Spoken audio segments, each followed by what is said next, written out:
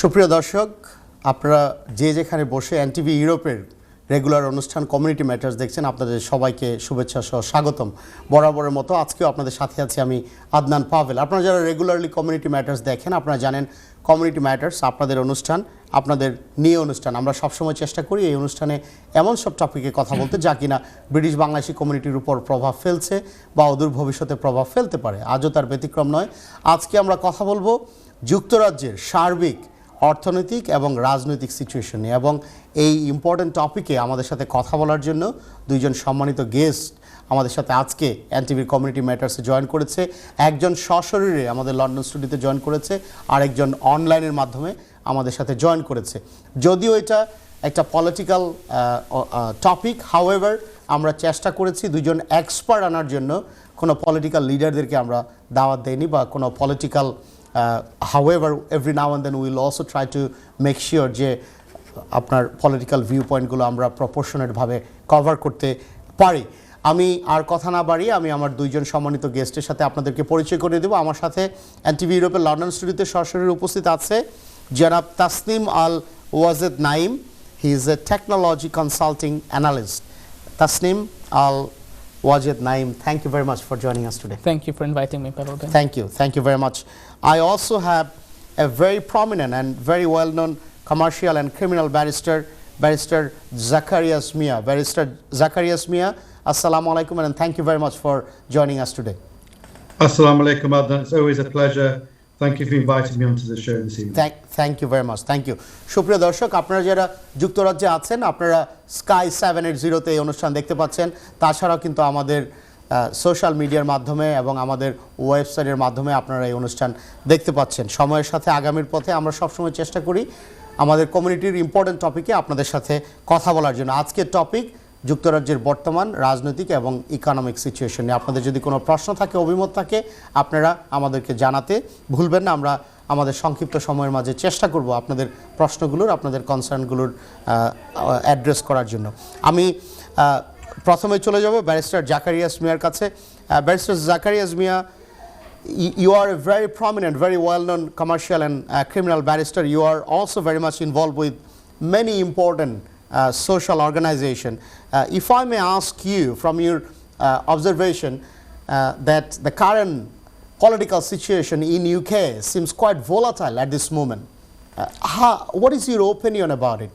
Do you think that we are heading for a hang parliament? Do you think the current political situation could have been much more stable? Do you think the current Prime Minister is providing some sort of stable leadership, so on and so forth? Well, I agree. We are finding a situation which quite different boundaries are affecting the United Kingdom from all sorts of issues outside UK jurisdiction. We have a multi and diverse society, and that's only going to increase. Therefore, we need to be able to care for our citizens from whichever country they come from as part of the United Kingdom. But the Human Rights Act provided provisions which applies in this country to protect people, to have a right to life and right to a fair trial, right not to be tortured or treated badly by humane treatment. And so all these matters are individually applicable to each and every citizen in this country. And that has to be balanced, obviously, between the society demands of making sure that people in this country have sufficient basic needs, sufficient housing, sufficient food access, and sufficient stability. As you know, due to the financial disharmony and the unknowns about the financial situation in this country, these, of course, focus people's minds in many different ways. And sometimes, for example, immigration is a political issue. The NHS providing services to medical treatment has been raised as one of the 6 issues the Labour government wants to deal with. So we are finding ourselves in new territory, some we've seen before a few times. Thank you very much. Barrister Zacharias Mia, you have very eloquently explained some of the challenges that we face in today's Britain. I'll come back to you in a few moments' time, but before that, if I may ask my another guest, Mr. Naim, if I ask you that Britain wants to remain as a very attractive destination for highly skilled workforce. However, every now and then we also observe that government policies, current government policies, can be mismatched for those targets. What is your view about it? It's a very excellent question, actually, Adnan Bhai. One thing I want to mention, that now the government is looking at restructuring its immigration policy, especially for the skilled workforce visa.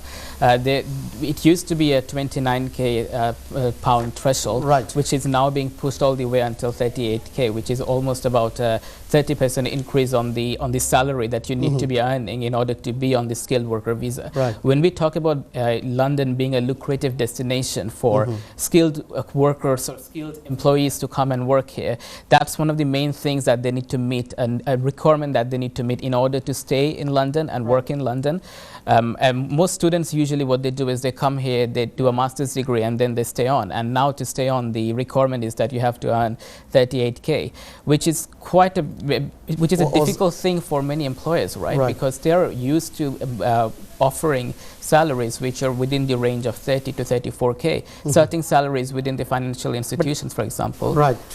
Sorry, you had a question. But high skill migrant, their salary should also be high. Why? I mean, 29k was that was the threshold set many years back. Don't you think it was the right decision by the government to increase it? So it's a very interesting point you mentioned, that high skilled workers should be paid more. One thing that happens within UK in particular is that when we start in an industry, when we start with the new jobs, oftentimes experiences outside of the UK are not as proportionately taken into account by the employers, which means that you that can be a negative factor. It is, and you have to start from the bottoms up in many cases, and that's when the salary again is brought down. The other thing to mention here is that while highly skilled workers can demand for higher wages, we have not seen wage growth in the UK to be as proportional with the system of or other G7 countries. Yes, absolutely right.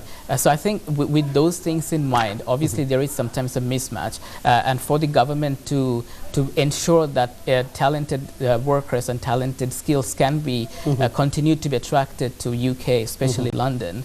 That needs to be managed and needs to be addressed and ensured that workers who are already working here, how can we offer them the best amount of support needed be through... So that they can fulfill their potential. Exactly, they can achieve their full potential and achieve the goals of the UK government. For example, the current government is looking at making London the technology hub after it has been known as the financial hub for so long. Fintech and all those. Exactly. And ensure that safe AI, for artificial intelligence, is generated from London and then taken across the world. To achieve those goals, we need talented workers, and that's something the government should be addressing to ensure that we continue to have a talented workforce in this. Thank you very much. Thank you. I appreciate your point. We'll come back to you with further question. Barrister Zacharias Mia, if I ask you the same question, Mr. Naeem has very candidly explained some of the mismatches by government target to keep UK as a very attractive destination for highly skilled workforce. You have also mentioned earlier that immigration, public services, right now these are all very highly political topic.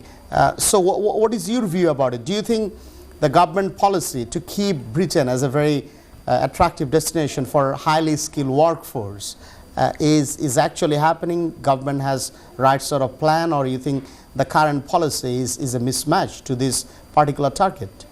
Well, I think we've learned from previous experiences that, for example, the NHS lost an enormous amount of workforce.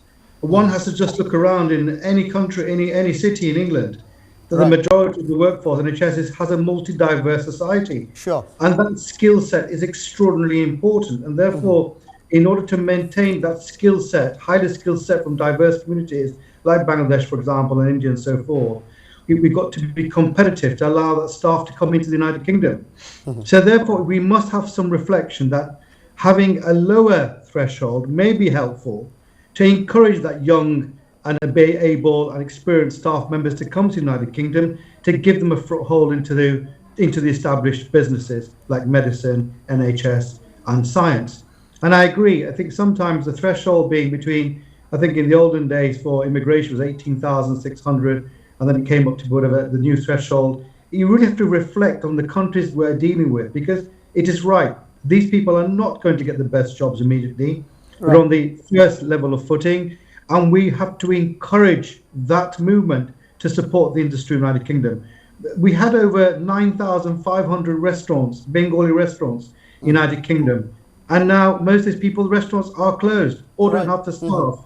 So we need the young generation to make sure they are pushed forward into these businesses, with medicine or tech or industry. And there must be an educational viewpoint to enable the young generation to move into these important areas, because some of the Bengali industries are not as good as they used to be.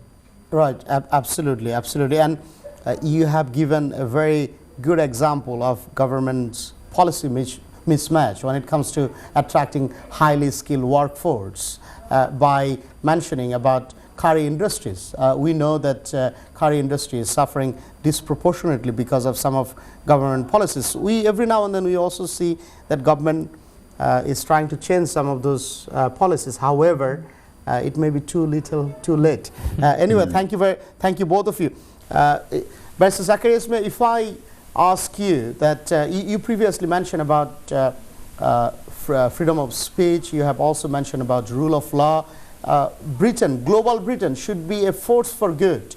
Britain should promote human rights all across the world. Do you think the current government or the leadership or the political situation that we have in UK is actually aligned with that specific theme of promoting human rights all across the world, or do you think that there is something lacking, there is something more could have been done? Well, I have had the experience of traveling around the world in working in various jurisdictions around the world, but I must say, the English jurisdiction, when it comes to the human rights and the rights to, for example, criminal trials, is one of the best in the world. There's no question that the support the government provides for legal aid to allow people to have representation, to allowing what I would call solicitors and barristers, the protection and the right to defend these people, is one of the best in the world.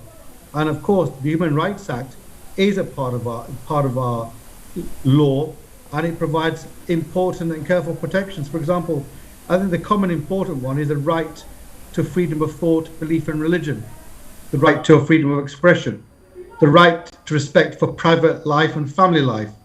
And these are really important because you have the right of freedom of assembly and association. So fundamentally, you can see on a daily basis, whichever part of society is walking the streets of London or other cities demonstrating, it is a part of the human right to demonstrate and make your voice known. And I think England is a formidable country in allowing that and protecting that.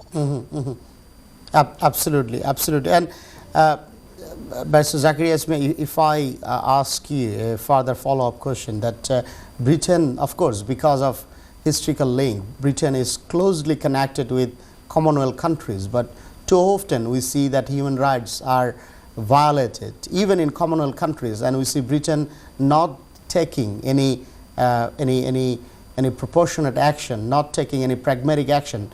What is your view about that?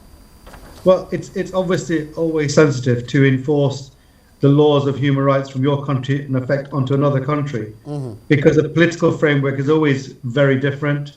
Sometimes the cultures are tribal. Right. There are a number of political fractions. There are a number of sensitivities. We're not always the best to try to enforce our manner to another country. But what we could always do is try to influence that by diplomatic relations or services and or support. Clearly, we are well recognized in the world, but I think we could only do so much in so many countries at one time.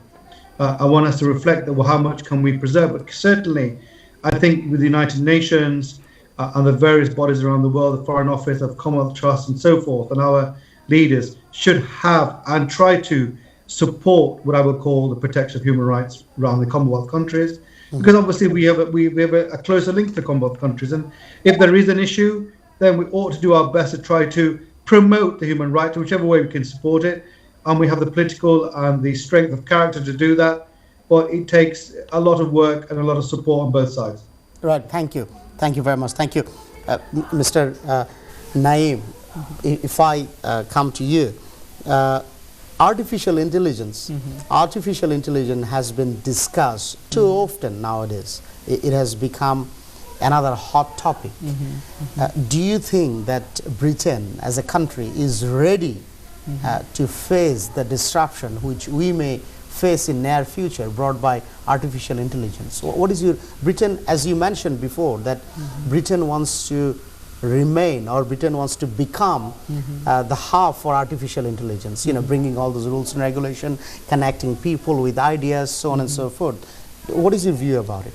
A very excellent question again. Thank you, Adnan Bhai. Before I go on to the conversation about how the disruption will work and in case how it will affect UK as a whole, let me just touch upon the point you mentioned that AI has been mentioned too often, and almost in every technology conversation we go into this, that is all about artificial intelligence and how we should be scared about the doomsday which threatening near and the robots taking over. Right. Interestingly, in technology, we have this curve which we say that whenever a new technology comes out, the interest goes at the peak. So if you remember last year, at this very time, during summer of last year, all we could talk about was metaverse and how we didn't need to be in a place, but we could still join a meeting that's thousands of miles away using our avatar, right? And then this year, the same time, we're not talking about that. We have something else to talk about. Right. And the curve goes like this. So it goes peak and then it comes down. Right. And it's in the coming down stage where the real work actually happens. That's when companies like Meta, companies like the other companies which are going with the metaverse technology, they actually produce tangible output or tangible products that can be used. So same with generative AI at the moment, because it's the OpenAI and their product has created such a big buzz. Obviously, artificial intelligence is a buzzword. Every other conversation we have, artificial intelligence is something that comes up in that conversation. Right. But I think the more important part to focus on there is what is that whenever we mention artificial intelligence in a product, what is the output that artificial intelligence is actually providing? Is there a tangible output that's directly coming from artificial intelligence, or is it still the same mechanism but a little bit more enhanced? More sophistication has a been little added, bit more sophistication branded under the name of artificial intelligence, right? Because then it's not really where we are actually seeing an impact of artificial intelligence. Right. When it comes about the disruption, I think that's where the focus should be. The focus shouldn't be that, oh, let's AI is going to take over my job and I'm going to be jobless, but it should be rather, is AI, the artificial intelligence that is being talked about to be implemented in my industry or in any other industry, does it have that power yet? Is it developed enough to be able to work without human touch, without human management on a day-to-day basis? So that's one thing. And the second fold to that is whether we are ready.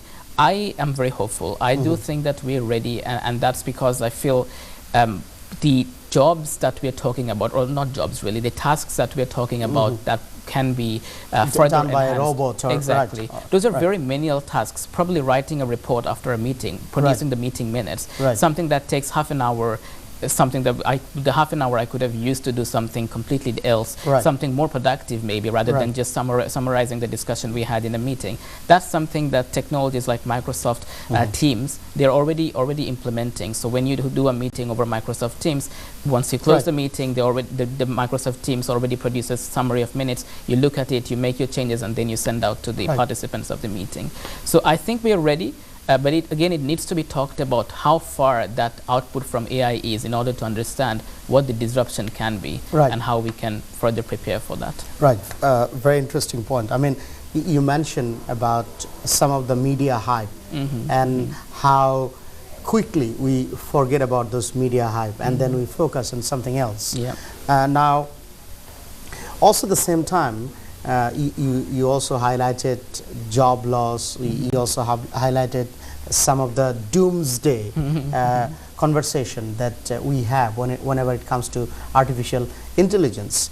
My question is in regards to Britain's legal framework, in regards to Britain bringing all other major partners so that they can regulate AI. What is your view about it? Again, a very excellent point of discussion, right? So very quickly. Sure. Well, UK and USA has recently came across. They have done a cross-border deal, which was actually one of the first of its kind, where they have come together to discuss a framework that they can use to do safe AI research, so artificial intelligence that can be safe can be further. Thank you very much. We need to go for a break, and after that we'll have further conversation about it. Barrister Zakarias Mia and Mr. Naim, thank you both of you for joining us today. সুপ্রিয় দর্শক, আজকে community ম্যাটার্সে আমরা কথা বলছি যুক্তরাজ্যের overall economic এবং political situation নিয়ে। আমরা চেষ্টা করছি যুক্তরাজ্যের পলিটিক্যাল এবং ইকোনমিক সিচুয়েশনটা মেইনলি কভার করার জন্য। তাছাড়াও এই ইকোনমিক এবং পলিটিক্যাল ম্যাটারের সাথে আন্ডারলাইনিং আরও যেসব ইম্পর্টেন্ট সাবজেক্ট ম্যাটার আছে আমরা সেগুলো কভার করার চেষ্টা করছি। As for example the current political situation, artificial intelligence, so on and so forth, and Britain's global role as a good player. Britain's what sort of role Britain can play to ensure human rights all across the world. সুপ্রিয় দর্শক, আমাদের সাথে থাকার জন্য, অনুষ্ঠান দেখার জন্য আপনাদেরকে অনেক অনেক ধন্যবাদ। আমি এই পর্যায়ে আমাদের সাথে যারা জয়েন করেছেন তাদের উদ্দেশ্যে আবারও পরিচয় করে দিব। আমার সাথে আছেন very prominent, very well known barrister, commercial and criminal barrister Zakarias Mia. He has joined via Skype. I have also have Mr. Naim. Naim he's an IT consultant. Thank you both of you for your time today. Before we went for break, Naim, Mr. Naim, I asked you about artificial intelligence. Are Britain as a country, are we ready to face the disruption brought by artificial intelligence? And you have highlighted some of the key factors behind it. If I may ask you, in regards to literacy about artificial intelligence, whenever we hear about artificial intelligence, you have rightly highlighted that people become too scared. We think, it's a doomsday situation. However, we also know that artificial intelligence can be a force for good, right? So how do we strike that balance where it can be regulated, but also at the same time it can be used for good purposes, right? Now, we need to know about it.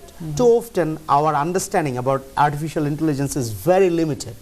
So what the media like us, what we can do in order to educate people that, look, yes, there are some factors within artificial intelligence that can be scary, but not all of it, right? What can we do? What would be your recommendation as an expert? That would be that's an excellent question, actually. And again, to touch upon the importance of the literacy about AI, in any situation when something new comes up, a new ideology, new term, people tend to get a bit defensive, right? And that's quite normal, and especially when artificial intelligence is coming with the hype of the replacing jobs.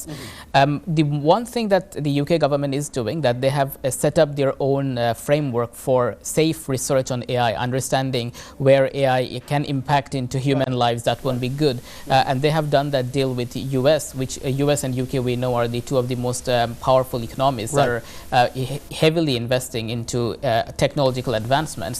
So them coming together in researching in safe AI is a positive move. Is a very positive move, and making those research available so normal, the more usual individual users of technology can learn about that. That would be quite important. I think also what you mentioned, that what the media can do, understandably, information in today's age is very accessible, right? And whenever we go into YouTube, perhaps, we have YouTubers who are talking about AI, who are talking about their importance of AI. I think there needs to be a little bit of a fact-checking about what information is being shared, because let experts speak, let people with knowledge speak about this important issue, this sensitive issue. Do not let people to spread misinformation, right? Absolutely. And that's where I think, again, Adnan Bhai, shows like this is that very important, right? Where we can have that dialogue about what's safe and what's good, and what can be Thank you very much for your recommendation.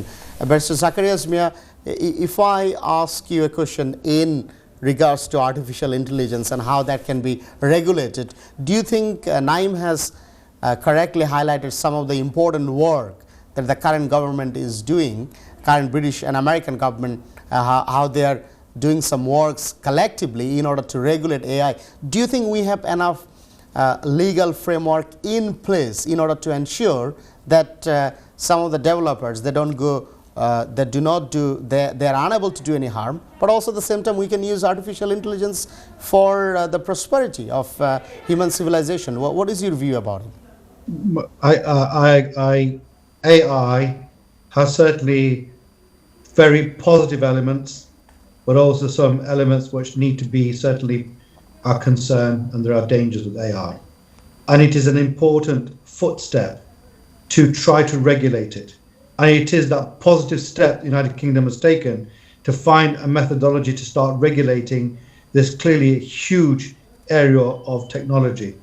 But that regulation does require cooperation with lots of other countries, because England doesn't stand alone trying to regulate AI. It needs a combination of many countries and powerful countries to make sure we work together. It will not work without a common framework between all these major countries. And for example, AI has been very positive in the area of medicine, where it helps in the identification of cancer on various scans. There's a formula to identify scans at an early stage, which also requires the review of the consultants at the end of the day who are specialized in cancer. But that's one positive element. The negative element is the ability to steal your identification through AI and hacking into what I call business services and business models. So that has to be regulated and has to be balanced. So it is important and critical. The AI regulation is to start to regulate it using all the statutory and provisional powers we have in the UK, and using negotiation and our tools of work to work with international countries to build that regulation sooner the better. Right, thank you very much. Barrister Zakir Esmia, if I thank you for your input regarding artificial intelligence. If I ask you about the current economic situation of the UK, of course, politics and economics, they're both of them are closely knitted, both of them are closely connected. Yes, British economy is doing fairly well in comparison to what has been anticipated before. Many experts say that Britain will be in recession, but that didn't happen. But that doesn't mean the picture is all very rosy and very bright. Still, we have many people suffering disproportionately to meet their basics, particularly in ethnic minorities, particularly in areas which is significantly dominated by ethnic minorities. So what is your view? What is your current overview of British economy? And if you have any specific recommendation for British Bangladeshi community, you have touched upon some of the businesses that British Bangladeshi community, that they are involved and those businesses are suffering. What is your overall take on this matter? Well, there is no question that the British economy is suffering, and it has been suffering for many years. We've suffered the effects of COVID. We've suffered the effects of Brexit, being alone on our own now, and we've also known that the bank interest rate has remained above 5%, has increased significantly in the last 3 or 4 years. The bank interest rate has not gone down. People are unable to buy, first-time earners try to buy a simple house for themselves, get themselves onto the ladder of a property. But also with economy and income, clearly because of the standard cost of living has gone up significantly and disproportionately to wages. Wages are not able to keep up with this whole significant change. Every person in the United Kingdom has noticed the change, whether it's food, water, electricity, or business, or petrol, or daily expenses for their children, even children's needs, education, and child needs, and teaching. They've all gone up in every single way significantly. And as far as the community of Bengali people who tend to be of lower skilled nature, we have only some small potential at the high skill level.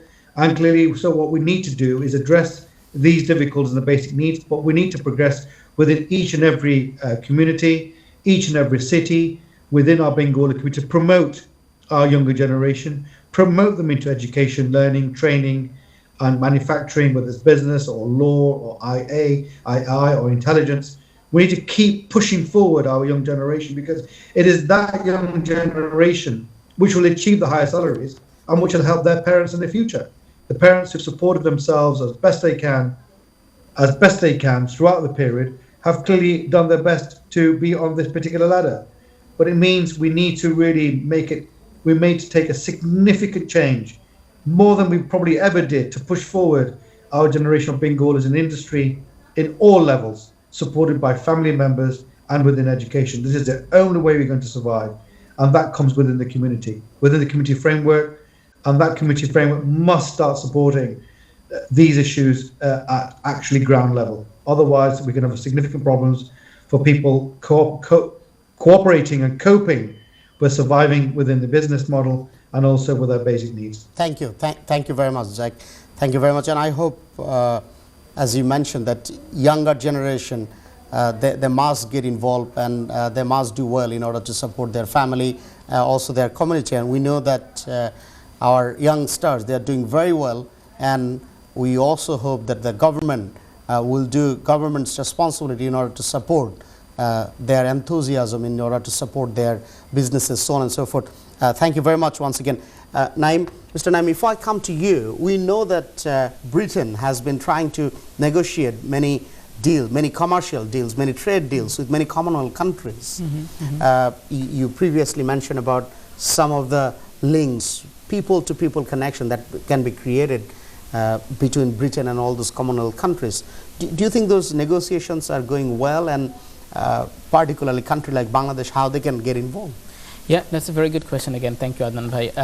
The trade deals that UK are doing, one of the most prominent ones currently is the one that they're doing, trying to achieve with India, right? Where they're trying to have a bigger market within India that's with zero customs duties on their products. And same goes for India. They've been trying and negotiating a better deal in order to achieve a greater market within the UK. Plus, they've been negotiating terms that can allow their workforce, so people who are in their IT and healthcare workforce in India can come and work in the UK with special visas or special opportunities. And I do think that's an arena that Bangladesh can also focus on for sure. One of the things that I have come across within the industry that I work in is that India actually has people that they send on secondments to many global companies that work in London. And not only secondments, there's actually within certain companies, they have this special scheme through which Indian people working in India can come and work in London for 3 years, and they have that global opportunity. That is fantastic. Exactly right, and have that skill, the knowledge of working in a global workspace, in a global client. And it's good for India. Exactly, and it's a 3-year deal, and after that they go back to India, and they're of course, and they can share their excellent experience. Exactly, putting those skills into action and working towards a better achieving the goals of the Indian government. That's obviously something we can replicate within the Bangladeshi side as well, because we know the amount of engineers, doctors that we have in Bangladesh, highly trained, well trained. They just need that opportunity. Very hardworking. Very hardworking. Excellent. And the amount of education we go through as well, the amount of patience they have to go through the different educational barriers. The resilience is really high. Exactly right. Absolutely. And to have just that opportunity to come to London, work with global clients, working with global, to have that the experience, and then take it if that back. experience can be transferred to Bangladesh, Can be transferred to that can Bangladesh. be a huge soft power for Bangladesh, and right? one thing that needs to be mentioned is that if Bangladeshi employees or Bangladeshi workforce can get trained here, and they go back to Bangladesh and can start, because startup culture in Bangladesh is so high at the moment, starting our own, perhaps own technology consultancy, which can offer the same service to the clients, but at a much cheaper rate, given where the geographical and the economical situation that we have in Bangladesh, something that clients across the world will be very much interested in, and that's something we can actively pursue. If we have that opportunity to have a better negotiation or better deal with the UK, to have opportunities like that. So thank you very much for your input. Our viewers, say for example, this program has been watched by a minister or Bangladesh High Commission or some important people, those who can actually take some of your recommendation and they can convert that to something constructive and tangible that can bring long-term changes, that can actually initiate that conversation. What would be your recommendation for them? I think imagine, say for example, a minister is watching this program. What would be your recommendation in regards to that? I think the very first recommendation that I would start with is dialogue, right? Right. Dialogue with Having the people who are conversation. working in London now. For example, myself, I see the opportunities my Indian colleagues get. The very example I mentioned about the global scheme that my company offers for their Indian resources to come and work in London.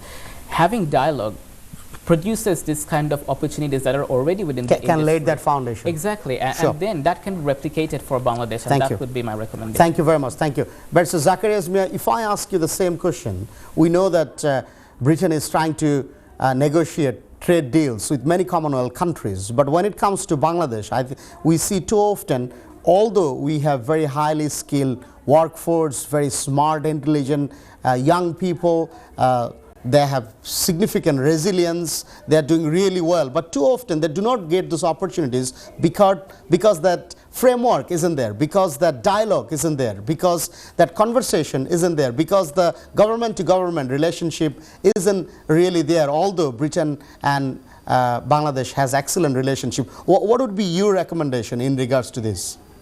Well, I've already seen the experience of other countries sponsoring their students to come and learn and do 3-year university degrees in either mathematics, engineering, or medicine, and so forth. And for example, the Malaysian government sponsors and supports their students to do 3-year degrees and come back and bring that information and learning back into their country. If that is in Bangladesh, there are over 4,500 IT companies. And of that, there's a workforce of 400,000 individuals. We have 58,000 individual engineers in Bangladesh. The NHS is 18.7% Asian background. 16% of nurses are Asian background. So what does that tell you? It tells you we have an enormous ability in all areas, intelligence and building software companies and so forth in Bangladesh. It must be time. It must be time that there is a discussion between the Bangladeshi government and the English government to work out some level of cooperation to allow students to be sponsored, first of all, by the British Bengali government allowing to come to British workers and enforce and working within industry, to bring all that intelligence and understanding and connection and know-how back to Bangladesh, to build up Bangladesh. It has to be a positive step because every other country around the world is doing it. It seems to me it's time that Bangladesh. Why not us? Absolutely, it needs to forge that particular relationship in all these areas. Say, look, give the Bengalis a chance to build their learning in the United Kingdom, to bring that relationship back, and it also brings relationship within the United Kingdom for the future. Absolutely. Barrister Zakaria Azmir, thank you so very much.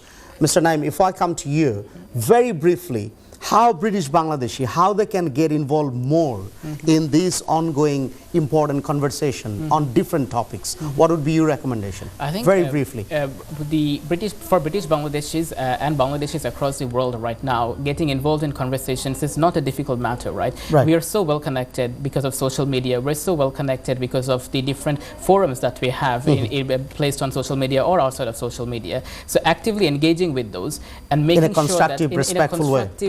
In a way that where we are representing ideas about going forward. We are talking about how can we be involved in a better way to be part of the new generation of technology in order to strike a better deal and move away from the conversations about